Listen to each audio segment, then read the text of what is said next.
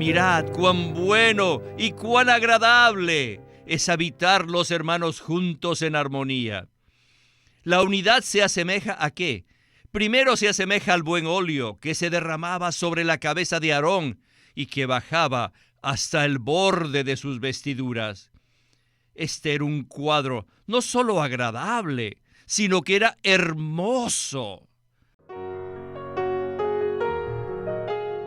Bienvenidos al Estudio Vida de la Biblia, un estudio para obtener más revelación de las Santas Escrituras que se centra en la experiencia que los creyentes tienen de la vida divina en Cristo por medio del Espíritu Santo.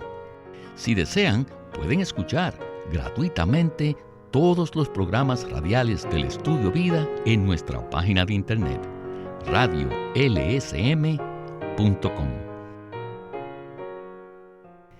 En esta ocasión, en el Estudio Vida del libro de Deuteronomio, llegamos al capítulo 12, el cual nos revela el lugar escogido por Dios como centro de adoración. Muchas personas se sienten reconfortadas al saber que vivimos en un país que nos permite tener libertad absoluta en cuanto a la manera y el tiempo para adorar a Dios. Sin duda, esta es una libertad que atesoramos y por la cual damos gracias a Dios. Sin embargo, ¿qué tanta libertad concede la Biblia al pueblo de Dios en cuanto a escoger cómo y cuándo adorar a Dios? En cuanto a esto, en el libro de Deuteronomio del Antiguo Testamento podemos ver que Moisés habló respecto a este asunto. En Deuteronomio 12, del 13 al 14, leemos lo siguiente: Cuídate de no ofrecer tus holocaustos en cualquier lugar que veas, sino que en el lugar que Jehová escoja en una de tus tribus, allí ofrecerás tus holocaustos y allí harás todo lo que yo te ordeno. Pues bien, este mensaje se titula El lugar escogido por Dios como centro de adoración. Y en esta oportunidad hemos invitado a Eric Romero para que nos colabore con los comentarios. Saludos, Eric. Es un gozo estar aquí para hablar acerca de este tema tan crucial. No hay duda que el tema que vamos a considerar hoy es algo que está en el corazón de Dios, ¿verdad? Como veremos, esto también se relaciona con guardar la unidad entre el pueblo de Dios. Aprecio mucho el equilibrio en su palabra de introducción y quisiera añadir algo. Estamos muy agradecidos por la libertad que tenemos en este país, los Estados Unidos, para congregarnos en reuniones en las que adoramos según nuestra conciencia y creencias personales. No obstante, no queremos que nos malinterpreten en este mensaje. De ninguna manera pretendemos colocar limitaciones en cuanto a la libertad que tienen las personas de este o de cualquier otro país para congregarse y adorar a Dios como ellas lo deseen. Nosotros respetamos y honramos la decisión que cada uno tome. Nuestra carga en este mensaje consiste más bien en que consideremos el asunto de reunirse para adorar desde el punto de vista de Dios. Queremos hablar acerca de lo que dice la palabra de Dios, acerca de lo que Dios siente al respecto y acerca de la libertad que Él le concede a la iglesia para tomar esta decisión. Aquí no estamos hablando acerca de un asunto político o que se relacione con la Constitución. Tampoco queremos entrometernos en la libertad personal de nadie. Lo único que queremos es que cada uno reconsidere este asunto a la luz de la palabra y que abra su ser a Dios para poder ver las cosas desde la perspectiva de Dios. Así aprenderemos a escoger lo que Dios prefiere. Esperamos que esta palabra ayude a establecer un contexto para lo que hablaremos hoy. Gracias, Eric, por esta aclaración. Bien, sin más preámbulos, escuchemos a Witness Lee y el Estudio Vida de Deuteronomio. Adelante. Al llegar al capítulo 12, Moses is very definite. Moisés es muy definido Because you don't have any... porque no tenemos nada que escoger. Debemos tomar la elección de Dios y su elección es única. es única en el terreno mismo en el cual debemos tener el lugar apropiado para adorarlo. ¿Por qué Moisés habló de una manera tan definida? Debido a que era necesario guardar la unidad entre el pueblo de Dios. Si cada uno hubiese tenido la libertad de escoger el sitio de adoración, sin duda cada tribu hubiera escogido un lugar en su propio territorio. Y espontáneamente se habían producido 12 divisiones. Pero eso no les fue permitido. Moisés fue muy fuerte en cuanto a este asunto y por eso lo repitió una y otra vez, que debían ir a adorar al lugar que Dios escogiese. Ellos tenían que ofrecer sus sacrificios allí y sus ofrendas y holocaustos, todo debería hacerse en el lugar que Dios escogiera. No se olviden que esto sucedió hace 3,500 años. Cuando casi no existían comunicaciones, no existía transporte apropiado. ¿Cómo podría el pueblo viajar para ir al centro de adoración? Recordemos que el pueblo no debía ir al centro de adoración una vez cada 10 años, sino 3 veces al año. Era muy difícil ir a Jerusalén en el sur, 3 veces al año. Y además, el pueblo debía viajar con sus hijos. No podían ir solos. Ellos tenían que ir, sus esposas tenían que ir y sus hijos tenían que ir. Sus niños tenían que ir. Y además, debían llevar los diezmos, es decir, el 10% de la cosecha y 10% del ganado, de las ovejas, de los bueyes. Todo esto viajaba. El pueblo debía viajar a Jerusalén con todas estas cosas y 3 veces al año. Considérenlo. Ir con la familia y los niños es una cosa, pero llevar todos los animales, ¡ay, cómo se podía hacer! Y 3 veces al año. Pero, según el Antiguo Testamento, la única manera de guardar la unidad de los hijos de Israel era mediante este acto de ir. Eric, según mi observación, la frase «el lugar que Jehová tu Dios escoja» se repite en 6 oportunidades. Cuando Dios hace esto en la Biblia, significa que le da mucha importancia a ese tema. ¿Qué tal si usted nos explica un poco más este concepto? Lo que se repite en el capítulo 12 no es un asunto común y corriente. La frase «el lugar que Jehová tu Dios escoja» se repite en varias oportunidades.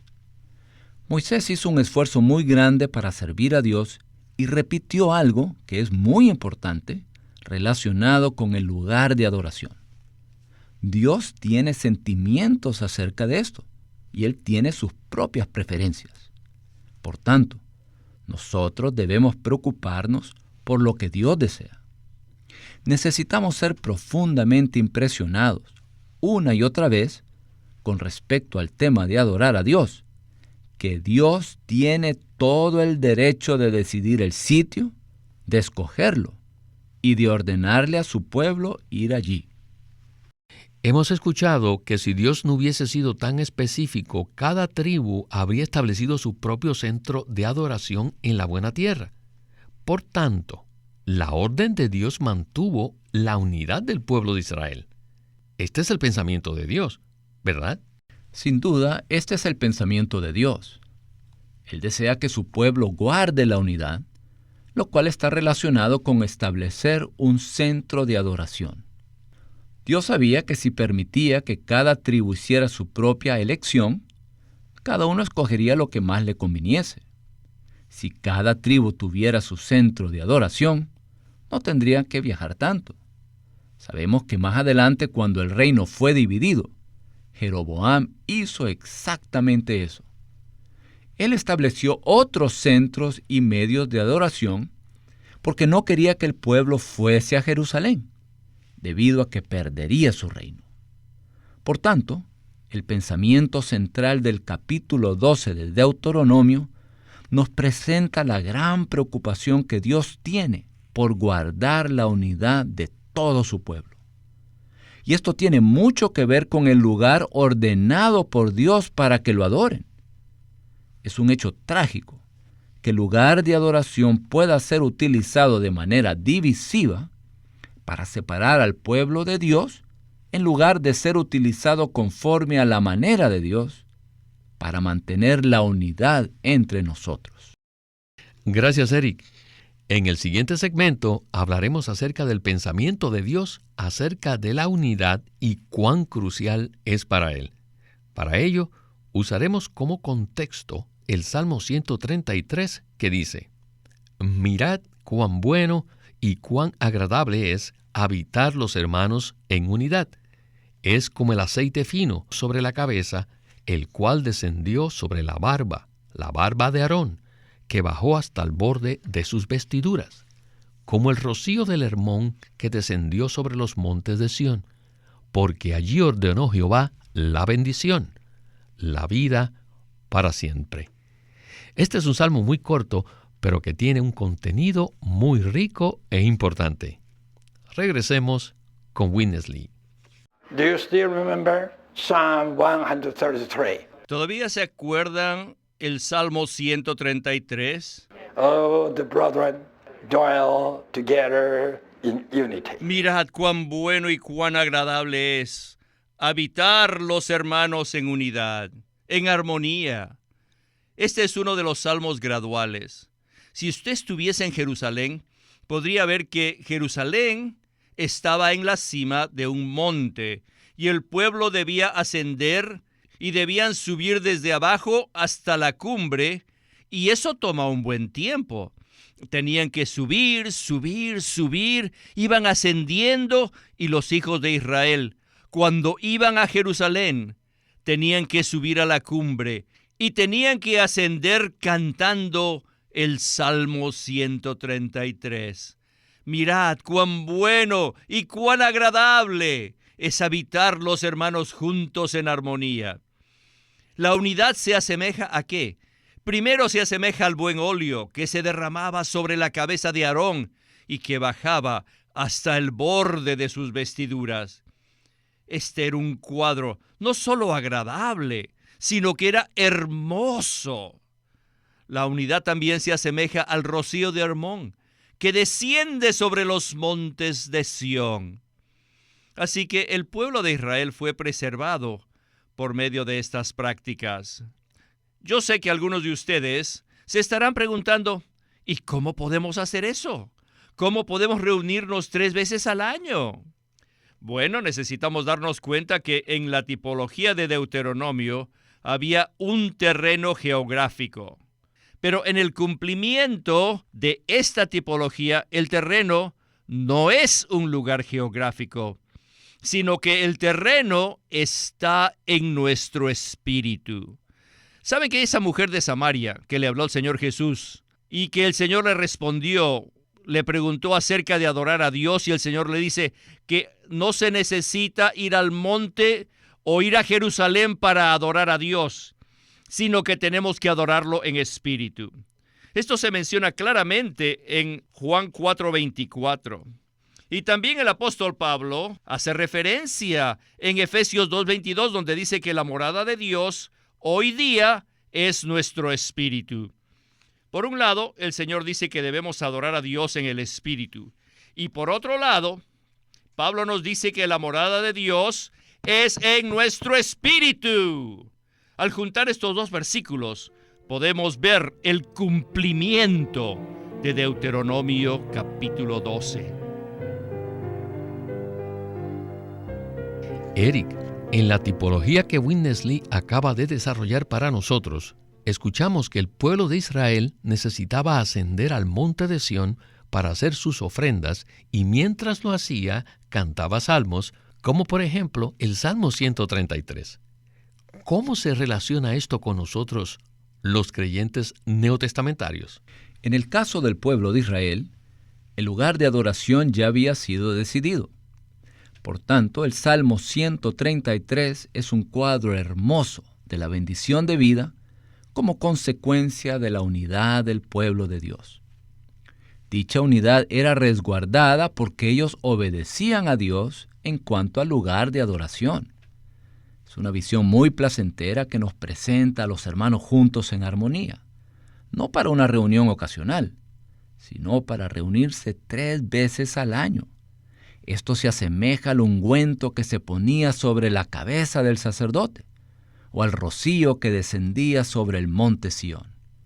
Allí podía Jehová enviar la bendición y la vida eterna. Y ahora, ¿cuál es este lugar para nosotros, los creyentes neotestamentarios? No se trata de un lugar geográfico, sino de nuestro espíritu, donde está la unidad. Si estamos en esta unidad de manera real y práctica, y si adoramos a Dios en esta unidad de manera real y práctica, experimentaremos la unción genuina del Espíritu. Dicha unción no es para un individuo en particular, sino para el cuerpo de Cristo. También podremos experimentar el rocío de la gracia descendiendo sobre nosotros y la bendición de la vida eterna. Nuestro espíritu es el lugar de la unidad genuina, donde Dios puede enviar su bendición, según lo que Él ha ordenado. El hermano Lee mencionó 2 versículos del Nuevo Testamento que, al ponerlos juntos, nos dan una definición clara acerca del lugar para adorar a Dios en el Nuevo Testamento. ¿Qué tal si usted nos comparte un poco más acerca de estos 2 versículos? Según el contexto de Juan 4:24, existe un lugar para adorar al Padre. No es en este monte o en Jerusalén, sino en el espíritu humano regenerado, que se ha mezclado con el Espíritu Divino. En Deuteronomio 12 se nos indica que el pueblo debía ir al lugar donde era la morada de Dios. Juan 4:24 nos indica que este lugar es el espíritu humano. Y en Efesios capítulo 2, versículos 21 y 22, vemos que la morada de Dios es el espíritu regenerado del hombre. Por tanto, para que podamos adorar a Dios en realidad, como el cumplimiento de la tipología en Deuteronomio 12, necesitamos ir a nuestro espíritu humano regenerado, el cual es la morada de Dios.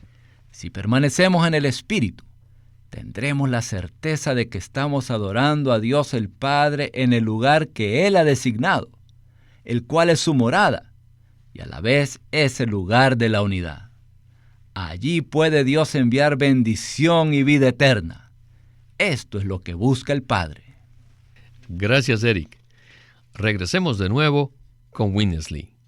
Whether you are meeting in New Zealand, in Taipei, in South Africa, in London, Ya sea que se reúnan en Nueva Zelanda, en Taipei, en Sudáfrica o Londres, we are divided by geography. siempre estaremos geográficamente divididos. Actually, we are still Pero aún así, permanecemos en la unidad. Los santos que se reúnen allí en Londres o en Gran Bretaña, cualquiera de estos países, en realidad no se reúnen allí. En realidad se reúnen primero en el nombre del Señor. Segundo, en el Espíritu. Y tercero, donde esté la cruz. Actualmente la situación entre los cristianos hoy en día es lamentable. Supongamos que 2 cristianos se alojan en un mismo hotel. Uno de ellos se queda en la habitación número 1 y el otro en la habitación número 2. Sin embargo, estos cristianos no tienen comunión el uno con el otro. ¿Por qué? Debido a que uno de ellos pueda ser bautista y el otro metodista. Y si ellos quisieran orar juntos, el metodista tendría que abandonar todas las cosas respecto al metodismo. Y el cristiano bautista tendría que abandonar todo lo bautista. Entonces entrarían en la unidad. Ellos se reunirían en el Espíritu tomando la cruz y entonces inmediatamente estarían en unidad. Esta es la unidad. Gloria al Señor por esta palabra. Como acabamos de escuchar, los 3 componentes que definen el lugar seleccionado por Dios son el nombre del Señor, en el Espíritu y con la cruz. Hay un versículo en Deuteronomio 12:27 que nos puede ayudar y que quisiera leer. Dice así: y ofrecerás tus holocaustos, la carne y la sangre, sobre el altar de Jehová tu Dios, y la sangre de tus sacrificios será derramada sobre el altar de Jehová tu Dios, y comerás la carne. El altar del Antiguo Testamento tipifica la cruz del Nuevo Testamento. En este contexto, ¿cómo podemos ver la obra de la cruz? La mayoría de nosotros creemos que la cruz se relaciona con quitar los pecados para ser redimidos. Sin embargo, en este caso, la cruz es uno de los componentes para decidir el lugar de adoración a Dios. Entonces, Eric, ¿qué tal si usted nos explica un poco más este punto? Esto indica que la cruz tiene una operación adicional a la de resolver objetivamente el problema de los pecados. En este momento recuerdo la palabra de Pablo en Filipenses 3:3, donde dice que somos la circuncisión, los que servimos por el Espíritu de Dios. Es un hecho que existen unos enemigos subjetivos en nuestro ser que pueden contaminar, corromper o frustrar nuestra adoración apropiada a Dios. Y estos enemigos subjetivos son la carne, el yo y el hombre natural con su vida natural. ¿Qué clase de adoración recibiría Dios si los creyentes se reunieran y todos estuvieran en la carne? ¿Qué sucedería si todos estuvieran en el yo, hablando sus propias opiniones y defendiendo sus propios intereses? ¿Qué tal si se reunieran en el hombre natural, con su vida natural y sus conceptos naturales? Eso sería un desastre. Por tanto, cuando nos reunimos para adorar a Dios en el lugar apropiado, debemos darnos cuenta de que allí hay un altar que está ubicado a la entrada de este lugar. Ese altar tipifica la cruz, que da fin a la carne, al yo y al hombre natural con su vida natural.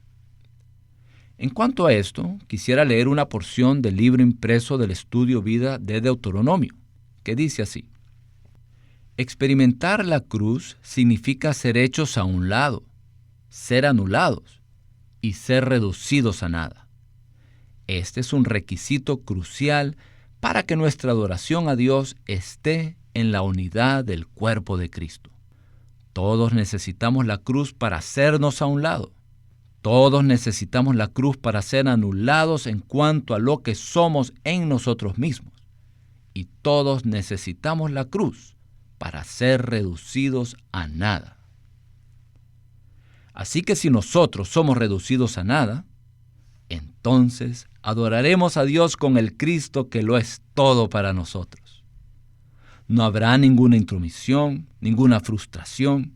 Estaremos en el lugar apropiado y tendremos la realidad del altar, la cruz, para ser uno con los demás de manera profunda, intrínseca y orgánica en el Dios triuno, a fin de adorarlo a Él y satisfacerlo. El Padre está buscando tales adoradores, que lo adoren de esta manera. Gracias, Eric. Esperamos haber podido transmitir la carga de Dios respecto a este tema tan crucial, a fin de iluminar, edificar y suministrar al pueblo de Dios. Agradecemos al Señor por darnos esta palabra tan necesaria y oportuna para todos nosotros. Y a usted, Eric, muchas gracias por su compañía y sus comentarios en el Estudio Vida de la Biblia con Witness Lee. Ha sido un placer estar una vez más en el programa. Este es Víctor Molina, haciendo la voz de Chris Wilde, Eric Romero, la de Ron Cangas, y Walter Ortiz, la de Witness Lee.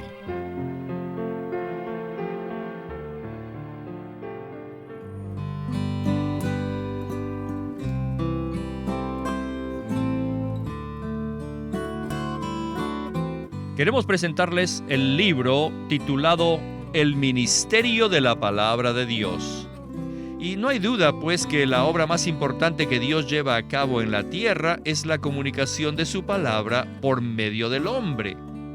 En este libro, Watchman Nee presenta que aunque Dios le place que anunciemos su palabra, la medida de nuestra utilidad a Él como ministros de la palabra no es el gran cúmulo de conocimiento bíblico que tengamos, ni la elocuencia con que presentemos la verdad, sino el grado al cual el Señor haya quebrantado nuestros sentimientos, nuestros pensamientos, nuestras opiniones y nuestras cualidades.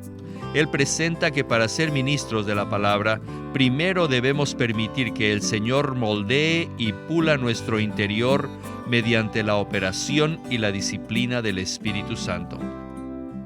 Este libro consta de mensajes que Watchman Nee dio a sus colaboradores en un entrenamiento especial que tuvo en Kulin entre los años de 1948 y 49, después de casi 30 años de ministerio. Y los mensajes que dio en este libro, El Ministerio de la Palabra de Dios, son mensajes muy profundos, prácticos y llenos de luz. Además, revelan la profundidad de su experiencia y la inmensa necesidad que tenemos nosotros de abrir nuestro ser a la obra del Espíritu Santo. Así que le recomendamos este libro, El Ministerio de la Palabra de Dios, escrito por Watchman Nee. Watchman Nee llegó a ser cristiano en la China continental en 1920, a los 17 años de edad, y ese mismo año comenzó a producir sus primeros escritos. En casi 30 años de ministerio se demostró claramente que él era un don especial que el Señor dio a su cuerpo con el fin de adelantar su obra en esta era. En 1952 fue encarcelado por su fe en Cristo y permaneció en la prisión hasta su muerte en 1972. Queremos animarlos a que visiten nuestra página de internet, libroslsm.com. Allí encontrarán los libros impresos del ministerio de Watchman Nee y Witness Lee, la Santa Biblia versión recobro con sus notas explicativas, y también encontrarán folletos, himnos, varias publicaciones periódicas y libros en formato electrónico. Por favor, visiten nuestra página de internet, libroslsm.com. Una vez más, libroslsm.com. O llámenos a nuestro teléfono gratuito 1-800-810-1149. 1-800-810-1149. Además, si desean, pueden comunicarse con nosotros enviándonos un correo electrónico a estudiovida@lsm.org. Una vez más, estudiovida@lsm.org.